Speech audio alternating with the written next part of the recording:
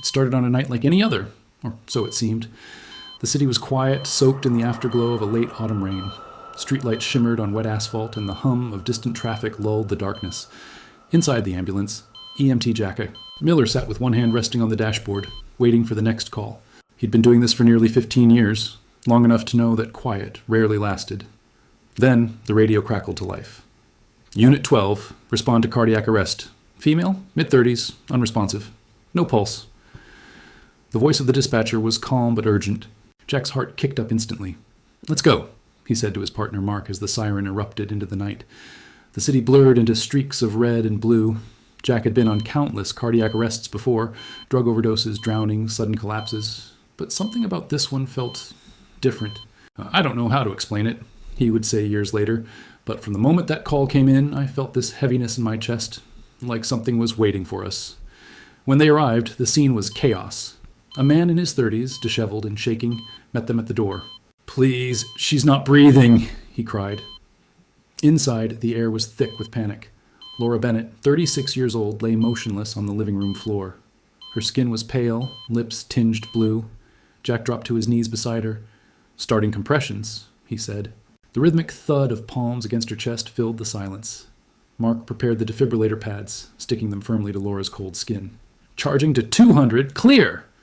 A jolt, a flicker of movement, then nothing. Flatline. They kept going. Time blurred. Minutes stretched like hours. Sweat dripped from Jack's forehead as he counted out compressions. The husband sobbed in the background, whispering her name. "Laura, please?" The room smelled of metal and oxygen, a sharp reminder of the fragility of life. Jack checked the monitor again. Nothing. He switched places with Mark, his voice low but firm. "We're not giving up yet." But after 20 minutes, even hope began to fade. The monitor showed a flat, unbroken line. Jack felt his throat tighten as he looked at the clock. Time of death, 11:47 p.m. The words felt heavy, unnatural. He hated saying them. They began to pack up. The husband's sobs turned into soft, broken gasps. Jack placed a hand on his shoulder. "I'm sorry. We did everything we could." He turned away, his gear heavy in his hands. Another life gone. Another family shattered. And then everything changed. From behind him came a sound, a soft, shallow gasp. Jack froze. The husband's eyes went wide. Laura's chest rose. Once, twice. The monitor, still connected to her, flickered. A faint blip, then another. The flat line turned into a rhythm. A heartbeat. Mark's voice cracked. "What the hell? Jack, look!" Jack rushed back, pressing 2 fingers to her neck. Pulse. Weak, but real. "She's back," he whispered. The room filled with disbelief. The husband fell to his knees, crying, "Laura!" Jack's hands trembled as he called it in. "Dispatch. Cancel coroner. Patient regained pulse." His partner stared, speechless. As they lifted Laura onto the stretcher, Jack couldn't take his eyes off her. Her face looked peaceful, almost serene, as if she'd simply decided to return. Later, when he replayed that night in his head, he could still hear the sound, the soft inhale of someone crossing back from the brink. He would say, in a voice barely above a whisper, "We all saw her die, but she didn't stay dead." And from that moment on, nothing Jack believed about life or death ever felt the same again. For most people, life and death are separated by a clear, unmistakable boundary. But for EMTs like Jack Miller, that line blurs every single day. He's seen people fade and return, seen the fragile dance between a beating heart and silence. Yet, even after years on the job, nothing had prepared him for what happened to Laura Bennett. The days that followed were a fog of disbelief. Jack couldn't shake the image of her, eyes opening after 27 minutes without a pulse. 27 minutes. He'd reviewed the call log again and again. There was no error, no skipped step. The defibrillator worked. Their timing was precise. Medically, she should not have survived. But she did. He remembered the drive back to the station that night. The sirens were off. No one spoke. Mark just stared out the window, jaw tight, the reflection of the streetlights flickering across his face. Jack broke the silence only once. "You saw it too, right?" he asked quietly. Mark nodded.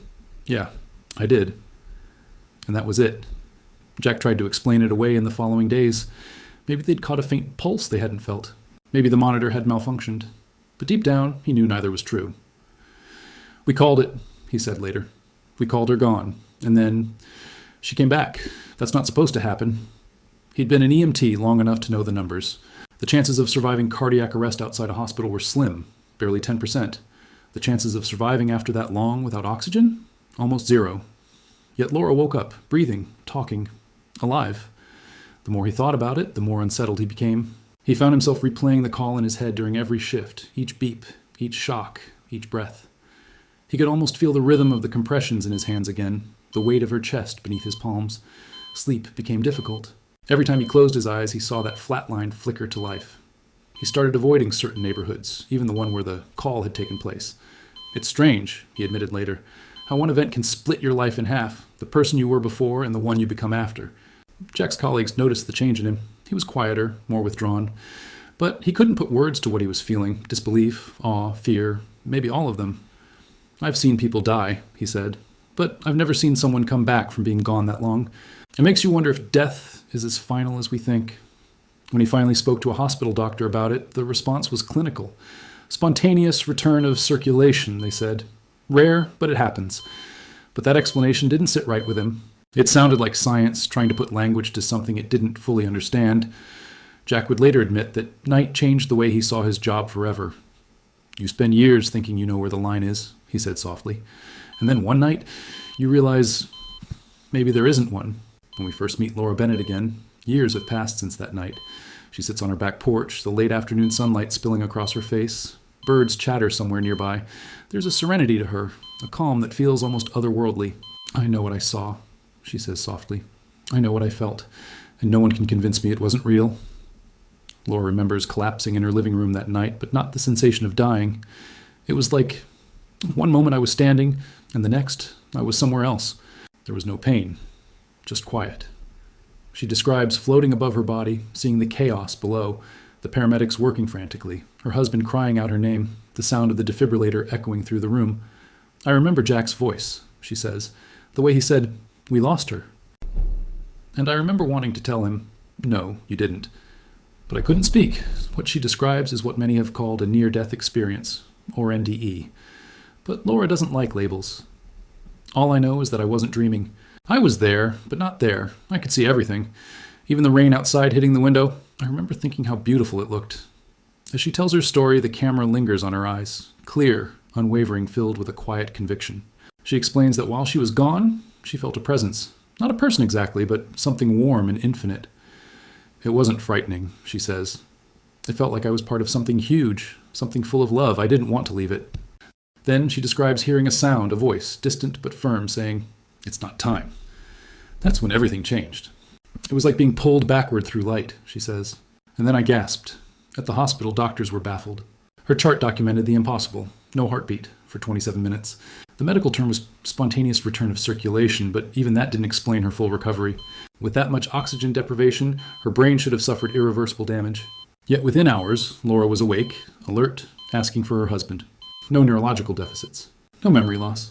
Just a strange, glowing calm. Her husband, Michael, recalls walking into the hospital room and seeing her smile. She looked at me and said, "I told you I'd be okay." I broke down. I didn't know whether to laugh or cry. Laura's experience changed her completely. Before that night, she says, I was always rushing. Work, errands, responsibilities. I never stopped to just be. But when you've been on the other side of that line, even for a moment, you come back different. She began noticing things she hadn't before. The way sunlight felt warmer on her skin, the texture of her child's laughter, the small, delicate beauty of ordinary life. It's like the world became brighter, she explains. And for the first time, I wasn't afraid of anything. Not even death. Despite her peace, Laura remains cautious about what she calls her experience. I'm not religious, she clarifies. I don't think it was heaven, not in the way people picture it. It just was. And it was real. More real than this, even? Doctors, of course, had their theories. Chemical surges in the dying brain, hallucinations, oxygen deprivation. But none of them could explain how she knew things she couldn't have possibly seen or heard. When she finally met Jack again months later, she thanked him. He couldn't find words, just nodded, tears welling in his eyes. For her, that night was a gift. For him, it was a haunting. Laura looks out into the distance as the light fades. People think death is the end, she says softly. But I know better now. It's just something else. For centuries, medicine has drawn a hard line between life and death. When the heart stops, when the brain falls silent, that's it. The end. But cases like Laura Bennett's blur that line in ways science can't easily explain. In the sterile glow of a hospital conference room, Dr. Evelyn Ramirez, a neurologist, adjusts her glasses and leans forward. When a patient's heart stops, she explains, The brain is deprived of oxygen. Within 4 to 6 minutes, the neurons begin to die. Beyond 10, damage is usually irreversible. She pauses, glancing at Laura's chart. 27 minutes? That shouldn't be compatible with life. She's not alone in her confusion. Around the world, doctors and researchers have encountered similar accounts, patients clinically dead who suddenly come back. They call it spontaneous return of circulation, or the Lazarus phenomenon. It's rare, unpredictable, and still not fully understood. Jack listens as the experts speak. He wants to believe there's a medical explanation, something grounded, something that makes sense. But the way Laura described hearing his voice, the rain on the window, even the color of the living room lamp, all of it matched perfectly. He shakes his head. I saw her lifeless. There was nothing there. No pulse, no breath. She was gone. Science, however, may not be as certain as it once was. In recent years, researchers have begun studying what happens in the moments after the heart stops. One landmark study from New York University tracked patients who were resuscitated after cardiac arrest. In several cases, EEG scans revealed bursts of brain activity up to a full minute after clinical death. Not random flickers, but structured patterns, the same kind associated with memory, perception, and even consciousness. Dr. Ramirez explains, we used to think the brain shut down instantly. But now, it appears that in some cases it might enter a hyperactive state. It's as if, in the moment of death, the brain tries to fight its own ending. Still, these findings don't fully bridge the gap between biology and experience. Neuroscience can measure the what, but not the why. Why do so many patients report the same sensations, floating above their bodies, feeling peace, seeing light? Are these shared illusions born from a dying brain, or glimpses into something beyond?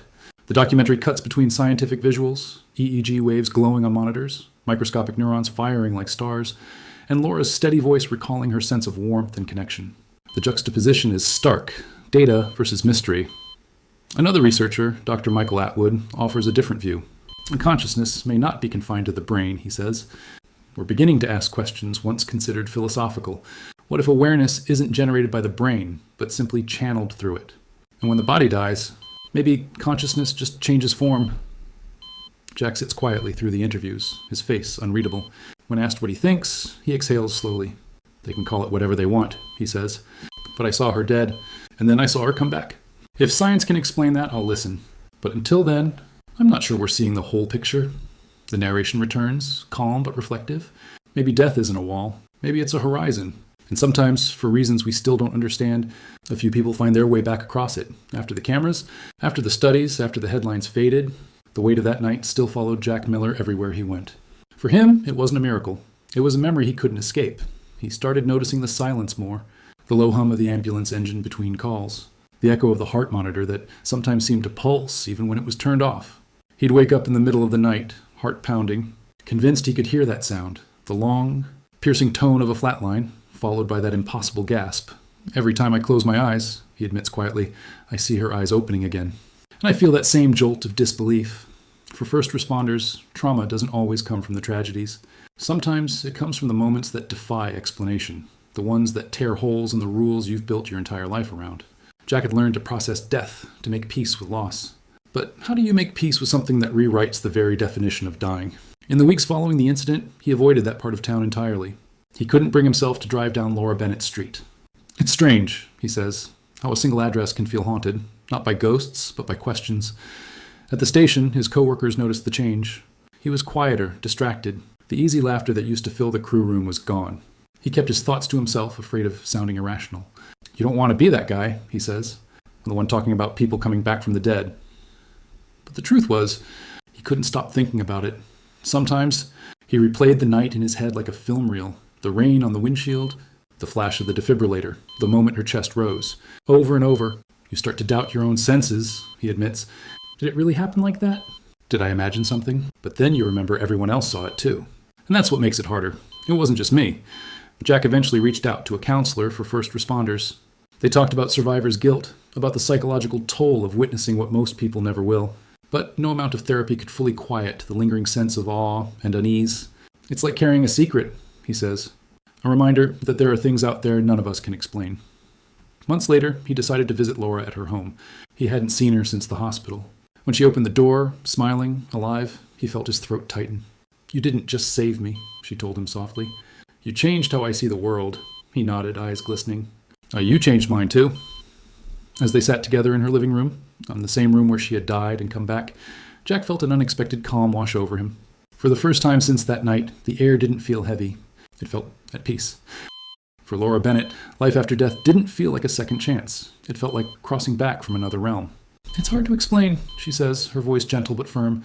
It wasn't like waking from a dream. It was like being pulled out of light and into a body again. She pauses, gazing into the middle distance, as if part of her still lingers there.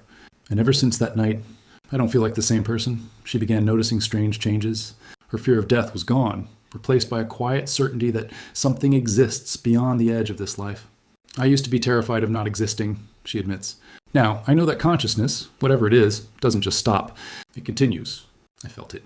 For Jack, listening to her describe it was both unsettling and strangely comforting. He'd always seen the world in practical terms, airways, heartbeats, vitals. But Laura's words planted something deeper in him, a question that wouldn't fade. Could it be possible that consciousness survives even when the body fails? Experts weigh in, each offering a different lens. A neuroscientist calls it the dying brain hypothesis, a surge of electrical activity, an illusion triggered by oxygen deprivation. A philosopher suggests something more profound. Maybe, he says, the brain doesn't create consciousness at all. Maybe it receives it, like a radio signal. And when the body dies, that signal doesn't disappear. It just moves beyond our range. The film shifts into dream-like imagery, light rippling underwater, particles drifting upward, the faint echo of a heartbeat slowing, then returning. The narration grows quieter, more introspective. What if death isn't a doorway that closes, the voice muses, but one that briefly opens, letting a few souls peek beyond before being sent back? Laura says she often dreams of the place she went. It's not a memory, not exactly. It's like a feeling that follows me around. When I close my eyes, I can still feel that warmth. She doesn't claim to have seen heaven or angels, only a vast, boundless presence that felt like home. Jack, once skeptical of anything spiritual, finds himself drawn to this mystery. He admits that, after Laura's case, he started noticing small coincidences on his calls, patients whispering about lights, about loved ones calling their name before they passed. Maybe we don't all come back, he says, but maybe we all go to the same place. The documentary lingers on the two of them, Laura, radiant and alive, Jack, contemplative and changed. Two people who met at the edge of existence, each carrying a piece of that night in their hearts. Between two worlds, the narrator reflects, there are moments when the boundaries fade, when science and spirit, body and soul, life and death seem to touch. And in those moments, we glimpse something eternal. It's been years since that night. But Jack Miller still remembers every detail. The sound of the rain, the glow of the streetlights on wet pavement, the way Laura Bennett gasped back into life after 27 long minutes of silence. There are calls you forget, he says quietly. But then there are the ones that never leave you. They echo. Forever. He sometimes drives the same route at night, past the familiar intersections and quiet houses, until he finds himself on that same street. The world looks different now, peaceful, almost ordinary. But he can still see the flicker of red and blue lights in his mind, still feel the weight of that moment pressing on his chest. I thought I understood what life was, he says. That night showed me I didn't have a clue. For Laura, the years since have been filled with gratitude and questions. She lives slower now, softer. Every morning feels like a gift. Yet, sometimes, when the world falls silent, she feels that same presence she once touched in the space between breaths. It's like it never left me, she says. It's always there, waiting. The documentary lingers on images of the two. Jack standing outside his ambulance, staring at the night sky. Laura walking barefoot through her garden at dawn, the earth damp beneath her feet. Their lives, though separate, remain connected by something unseen, a moment that defied logic and changed them both forever. Jack reflects on the years since, his voice steady but weighted with meaning. I used to think our job was to fight death, he says, to push it back minute by minute. But maybe it's not about fighting. Maybe it's about understanding that sometimes life refuses to let go. He looks down, almost smiling. I've stopped asking why. Some things just are. The narration shifts to Laura's perspective one final time. She sits by the window as the evening light fades, her hands wrapped around a cup of tea. People ask if I'm afraid of dying now, she says. I tell them no, because I've already seen what comes after, and it's beautiful. Her words hang in the air, soft yet powerful. It wasn't darkness, she continues. It wasn't emptiness. It was love, pure and endless. She pauses, then smiles faintly. Whatever that was, I'll see it again someday. I'm sure of it. The film returns to Jack one last time, standing beneath a street lamp as rain begins to fall. He glances up at the sky, water streaming down his face, and exhales. Some nights, he says, I still hear the sound of her breathing again. That first gasp. It's not scary anymore, it's hope. The final narration fades in, slow and contemplative.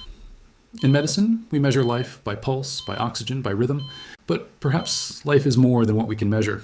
Perhaps consciousness, love, and spirit reach beyond what our instruments can record. Maybe the human heart remembers what science forgets. As the screen darkens, a faint heartbeat begins to echo, slow, steady, alive. The sound lingers for a few seconds, then fades into silence. Jack's voice returns one last time, almost a whisper. She came back, and so did a part of me, fade to black.